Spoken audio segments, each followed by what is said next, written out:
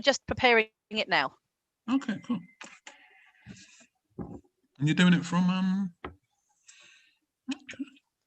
From Zoom. From Zoom. Yep, I'll show you to do it later if you like. Yeah, please do.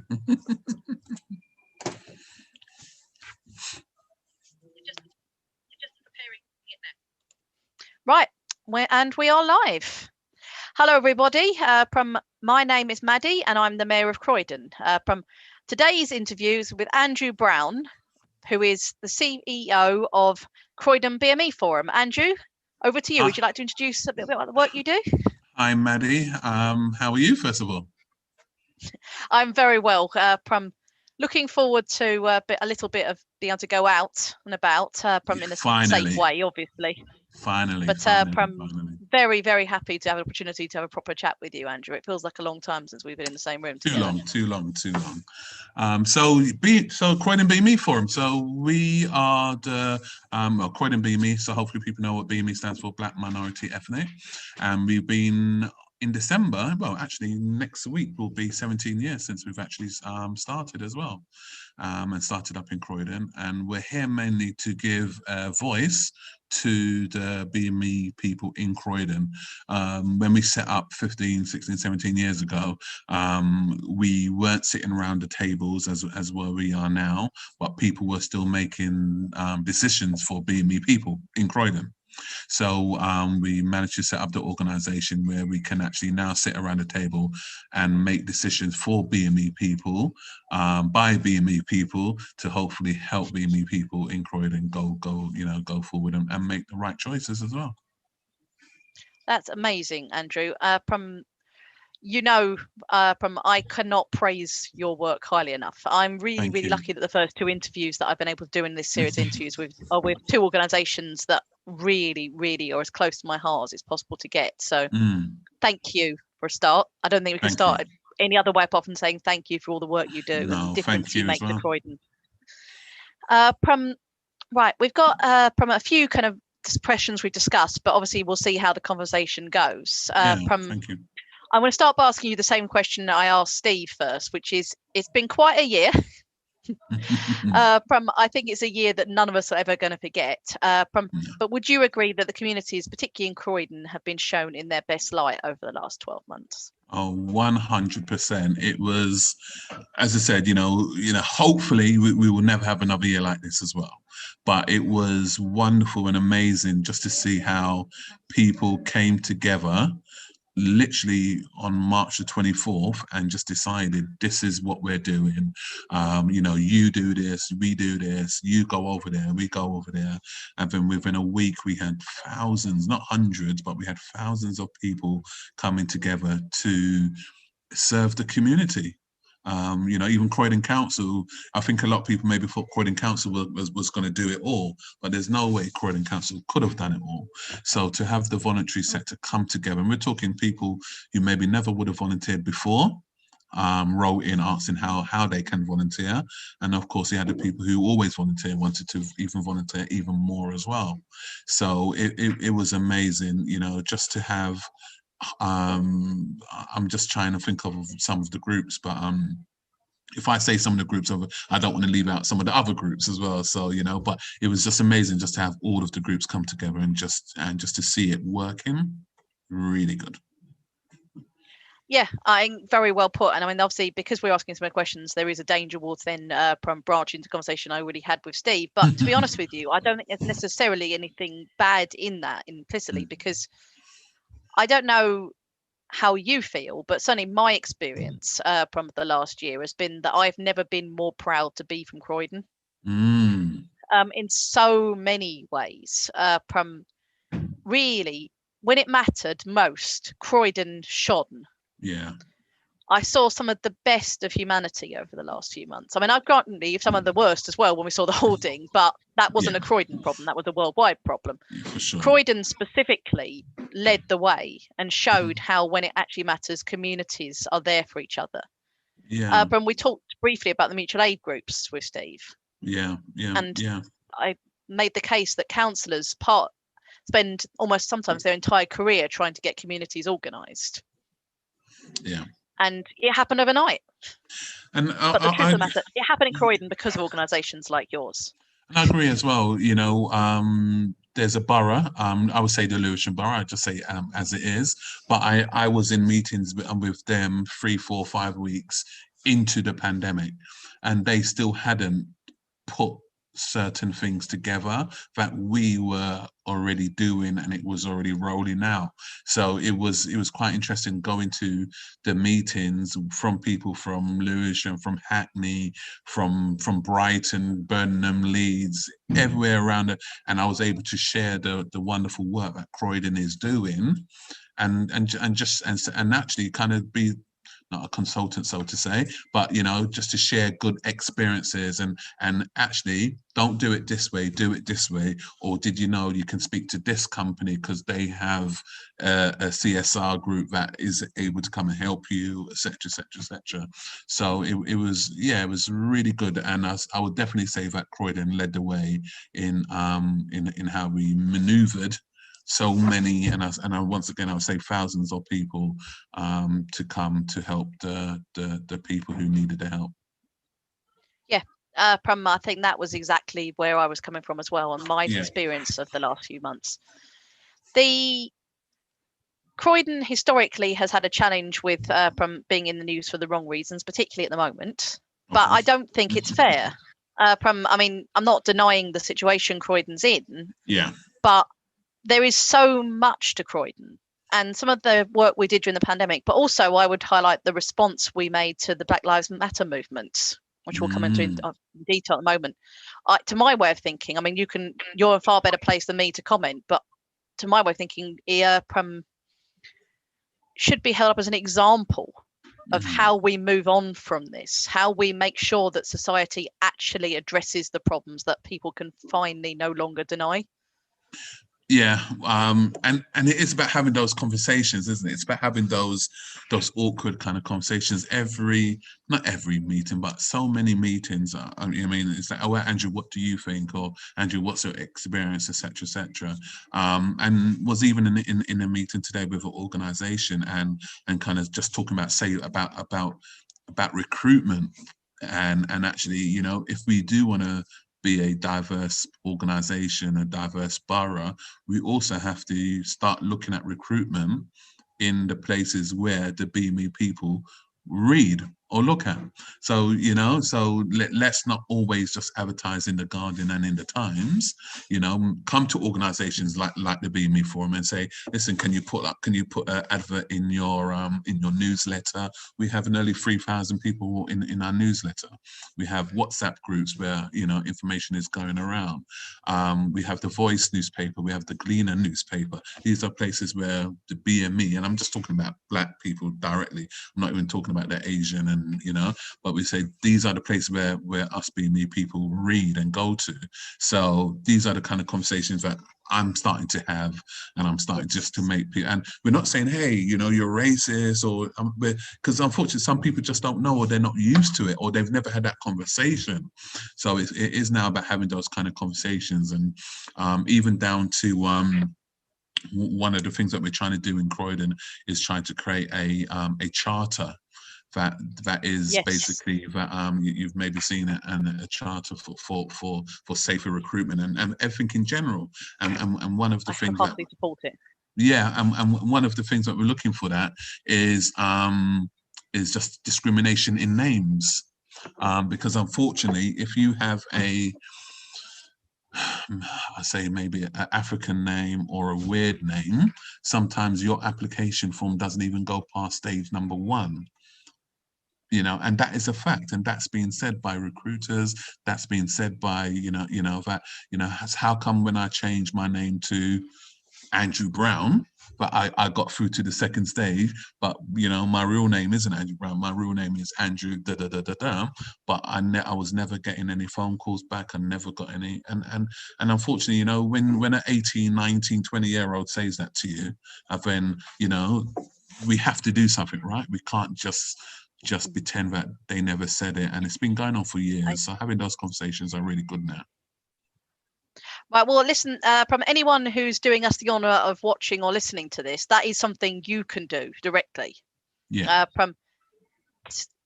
from when you are in a position, if you're lucky enough to be hiring, consider putting the process in where you don't look at people's names, you simply look at the content of the CV.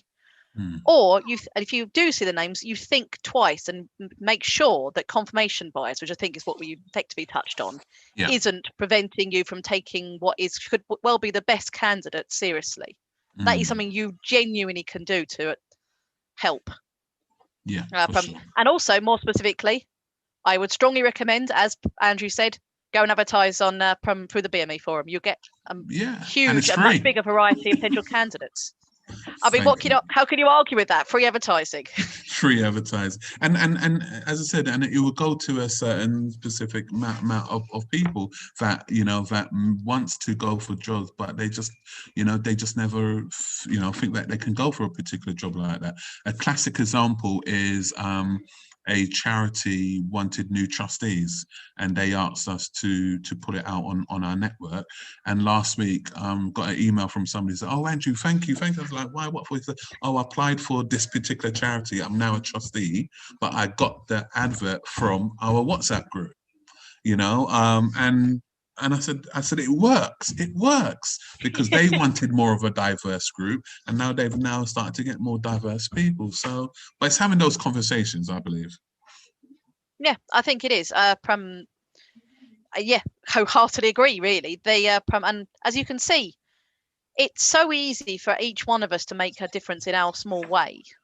And if we all make our differences and start having those conversations, start thinking twice about some of the actions we're taking and things we just take for granted, then we might actually start to see an improvement. We're still a hell of a long way from fixing the problems like this in society, but it doesn't mean that we can't start. That's, for me personally at least, is the message I took away from the summer and the Black Lives Matter protest, which I was very honoured to be part of. Was that every single one of us can make a difference. And I'll tell you one of the most moving, I'm not sure if he was outside the town hall on that day when I think there was about 100 or so actually went down. And then when we actually took the knee, but we actually stood down. We did it twice. I was at the first one. Okay. I did the knee the first time. And we took it for 8 minutes. But those 8 minutes on one knee, wow, and that's when it kind of really got down to me and said, that's how long somebody was sitting on somebody's back, somebody's neck for those whole 8 minutes plus. Yeah.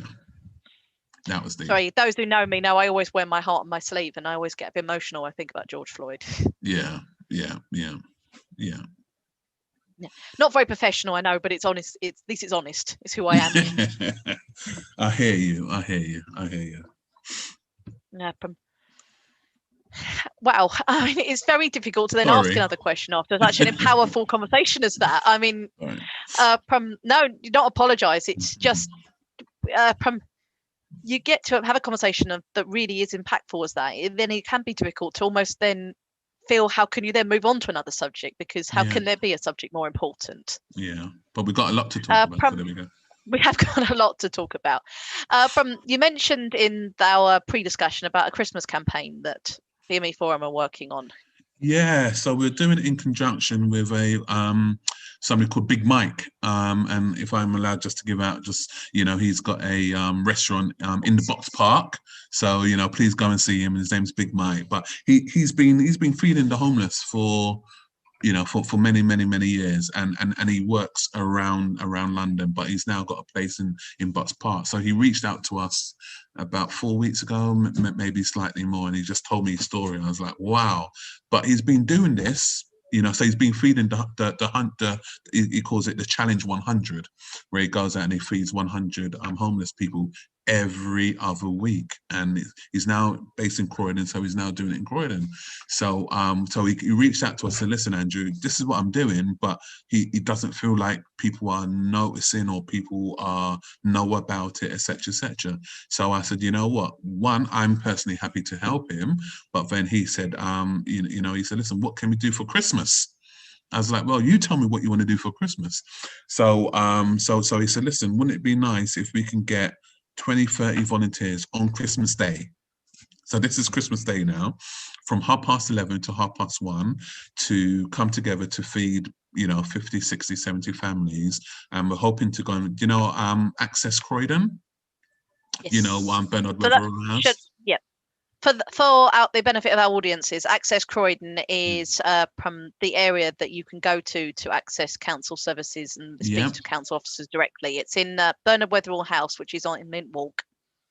Yeah, so the idea is we're going to take that space, it's covered over, and we're going to have tables and chairs, and then he's going to do all the cooking. He said, Andrew, all I need you to do is to bring the volunteers and bring teas and coffees and all those kind of stuff as well. And we're hoping to be able to feed between 50 and 70 families, where, we're going to have tables. So we're not not actually having Christmas dinner there, but we will have tables where people can come and sit down and eat.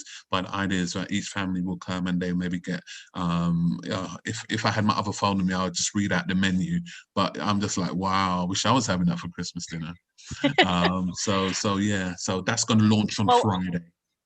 Okay, well, I would be thrilled if I can be of any assistance to you in any way. I give my office Christmas Day off. I'm not Scrooge. So it's going to be a little tricky for me to be there on Christmas Day. Yeah. That and the fact that I'm not entirely sure my 6 and 2-year-old would ever forgive me. But from anything I can do to help in the lead up, please, you can only ever got a call. Thank you so much, Maddie. Thank you. It builds into a campaign that I've been running for the last few months as mayor, which I'm sure you're aware of, which is I went to visit as many food banks in Croydon as I could. Again, it was just to say thank you. So these are the unsung heroes of the pandemic, like we touched on about the voluntary sector at the beginning of this, and the power of it was in Croydon. So it was vital that I thought somebody from the council made the effort to go and say thank you and say, tell them what a difference they all made. Yeah, good. Oh, that's a good. Yeah. And who was your favorite? Or not say favorite, but what food bank kind of really stood out for you as well? Oh, please don't ask me that question. That's why I took out the word favorite. So yeah. I mean, they were all so different. That was one of the interesting thing. They were all providing a lot of the same service, the way they were structured, was so incredibly different. I might be a bit cheeky and slightly rephrase the question in my answer, which I know is a bit of a politician's thing to do, but I don't think it's possible to pick a favourite. So I think it's the nearest I can do. Is that my favourite aspect to it was the fact that though there is a food bank network, I was actually able to specifically put 2 food banks together on various occasions where they were sort of one had an excess of one resource but the other one had a lacking in. Good. There was 2. I mean, tick directly where one of them said, "If I get another can of baked beans, we're going to scream." Another one said, "We need cans." There you go. Literally, the same day I had those 2 conversations. Said, "Right, well, actually, I've got just the people for you." Yeah. So that was probably the most rewarding personally from that experience. And apart from the kind of emotional experience of seeing the reality, I also had the honour of being able to actually physically help out in some of the food banks during those visits, particularly the first one I did, which was from Our Grace Evangelical. Where I just was able to go. I went with my consult badge on ribbon, which for those that don't know the mayoral terminology, that means that I don't have my attendant with me. But it does, which is not means it's a very different type of event from what you would normally experience when the mayor comes. But it was interestingly rewarding in a different way because it meant I could get really stuck in.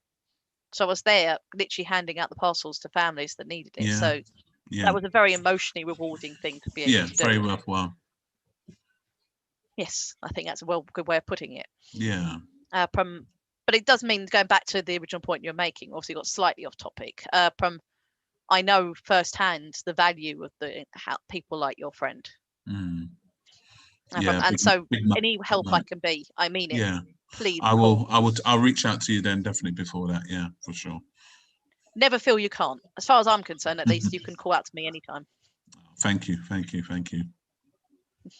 Well, thank you. It shouldn't be me thanking you. Rather, it should be me thanking you, not the other way around. Now, obviously, we alluded to and dance around the council situation at the moment. I have to be very, very careful. Obviously, the role of the mayor, as you know, but I'm just for the benefit of our audience, is a very non-political one. So Of what course. I'm able to say on that issue is limited. But from my perspective, that it strengthens even further, if that's possible, the link between the council and the charity sector. Would you agree with that? Yeah, totally agree. And as I said, I was in a meeting with the new CEO yesterday, and just talking about a particular subject, and I mentioned to her, I was like, you've got a massive voluntary sector in Croydon, who would be more than willing to take or look after some of those services that are maybe going to get cut or needs money being saved. And I said, not to say we can do it better, but I'm sure we can do it as good, and we can maybe do it on a little saving as well. And I say that is because, once again, the work that we've done over the last 9 months, the way how the voluntary sector came together and shared resources, shared spaces and all of those kind of stuff. I mentioned to her, call on the voluntary sector, and hopefully she'll be pleasantly pleased. I'm sure she will. So if my experience is anything to go by, I'm still obviously, like everybody else, because she's only been post a short time, getting to know Catherine. But what I've seen, I've been very impressed, from my experience anyway. I mean, she's only the 3rd chief executive I've ever worked under, so I wouldn't claim myself as being an expert. But what I'd like to think I can be a reasonably good judge of people.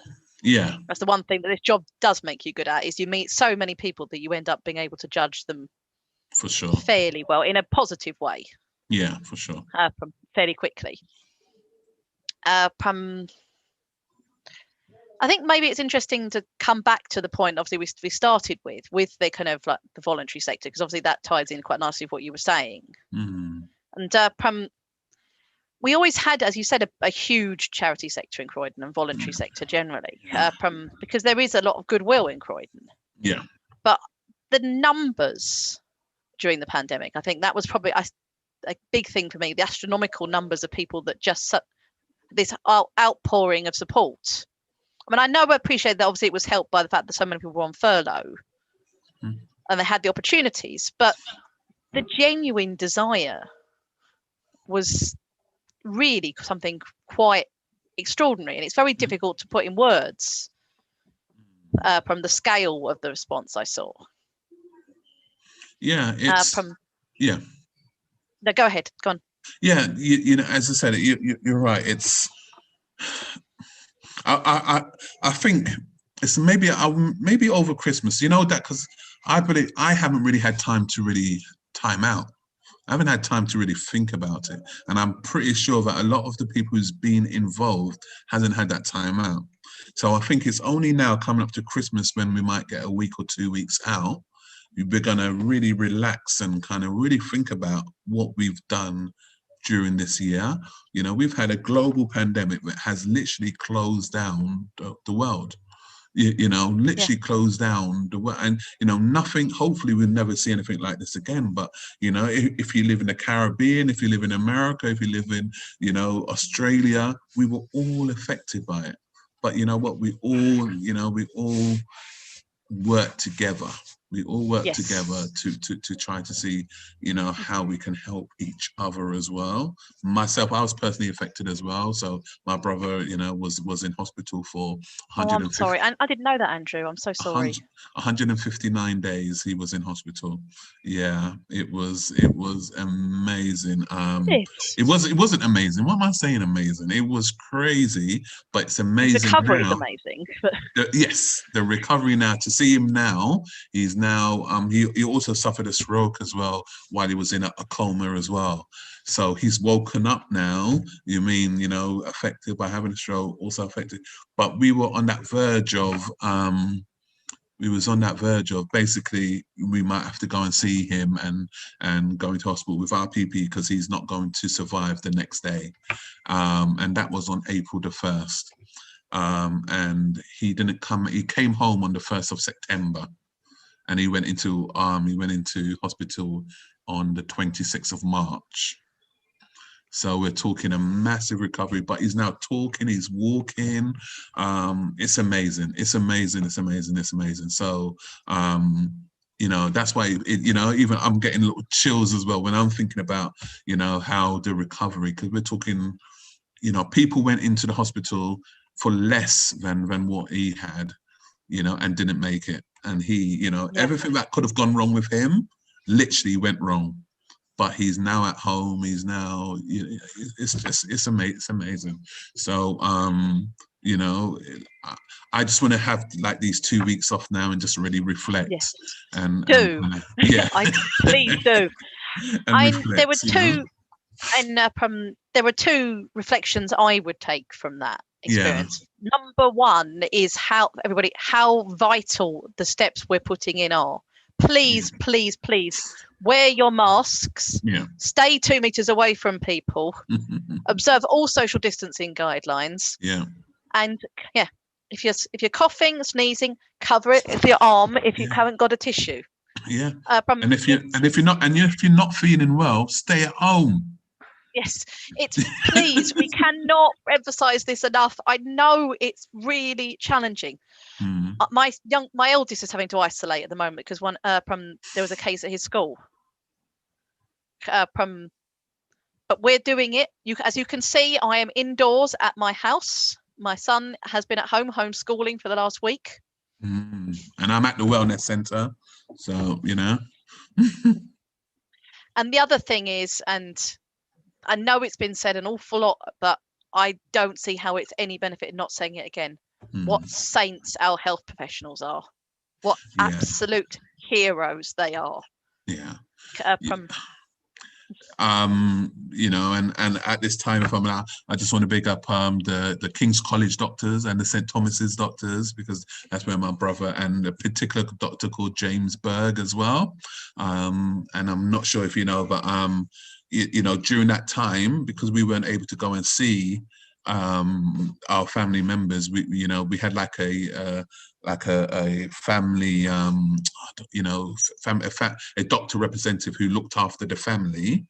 And then, you know, so every day this particular doctor would ring us, and he would have his iPad, and then that's how we were doing our visits. And I say this, I'm sorry, I'm going to make you cry on this one, but you know, not at all. When it's me. But when my brother, I cry. So literally we're speaking every day, and I can't remember the exact date, but he rang me giving me an update, and then he was walking to my brother with the iPad, and when he was walking to him, he saw his eyes open for the first time in 3 months, and his words were, Mr. Brown, you're in King's College Hospital, you had COVID. You know, and of course my brother was still, you know, he didn't understand anything, and he doesn't even remember that. But you know, just to say thank you, I say that is to say thank you to the NHS doctors, because they put themselves through so much during you know, and putting their lives at risk as well, and making sure that the families were you know, were looked after. So I really do give a massive thank you to him as well. See it over here for you. Yep, thank you. Sorry. But no, as Andrew mentioned, you're at the wellness centre and you're at the front desk, so you're at the front desk. proving the stereotype wrong that men cannot multitask. I can multitask. That's good. Exactly. I don't like stereotypes of any nature. Of course not. For my part. And it's quite nice when they're proven wrong. Bless you. Thank you.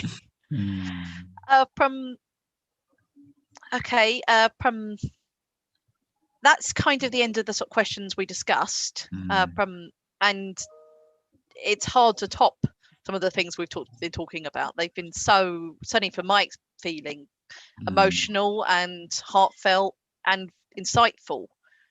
But is there anything else that you kind of want to discuss? Any sort of subjects that you feel that we haven't covered about what's happened recently, what's happening in the future?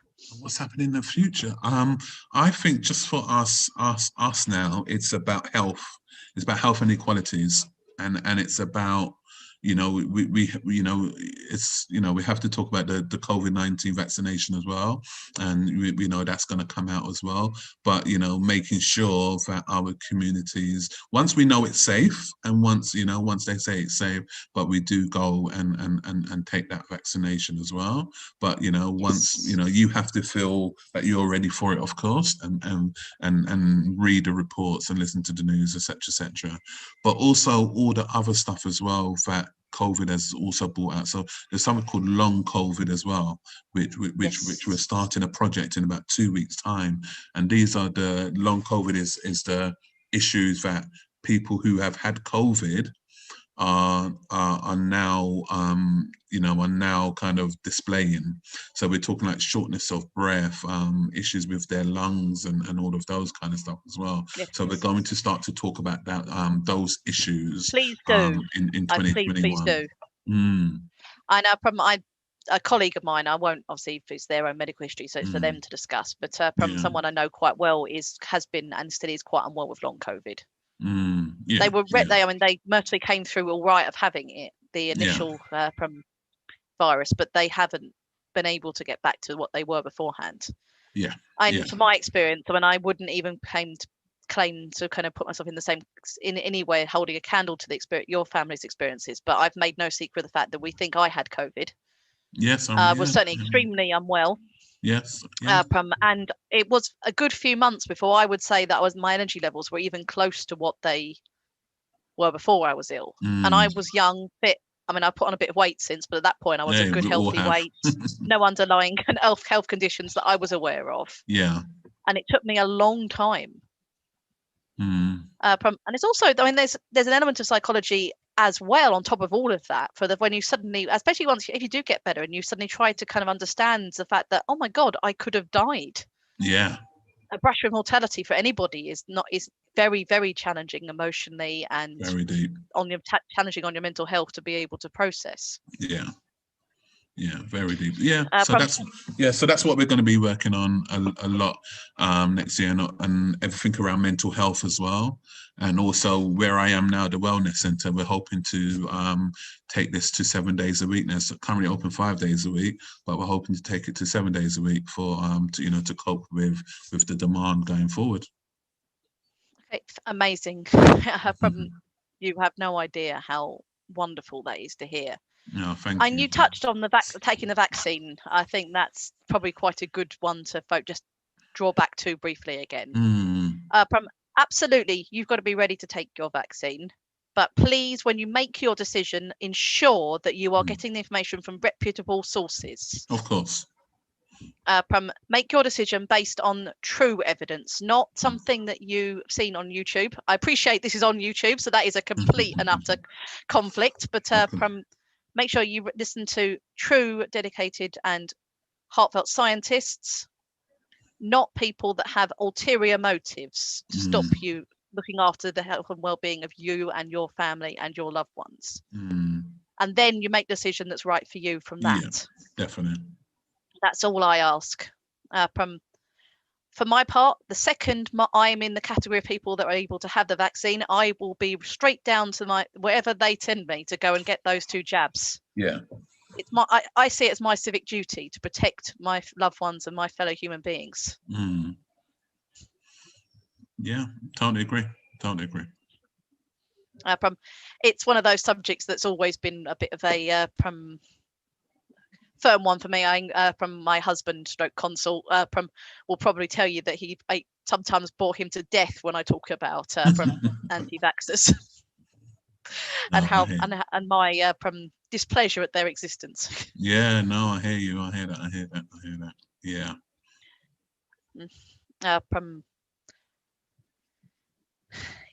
From the same, I put them in the same category as the 5G from brigade. As I said, there is a lot of information going back and forth, but but I think it has to start from the government as well. They have to make sure that the right information is being pushed out as well. And the BME communities are very much, I'm not going to say against it, but very, very much wary.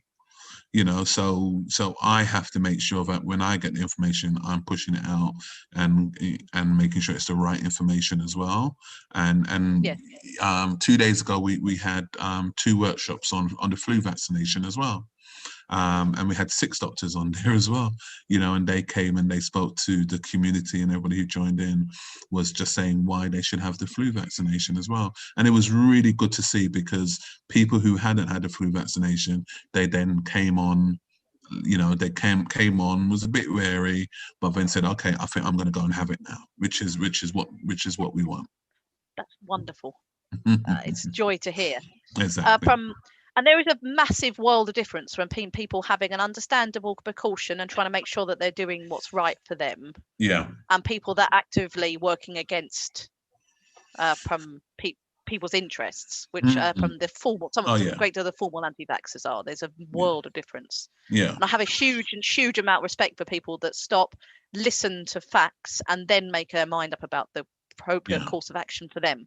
Yeah, for sure. But please, all I beg of you is that you make sure the facts you are listening to are the truth. Correct. Yeah. That's all we can ask for. And then you'll know what the right decision for you is. Yeah, for sure. Okay.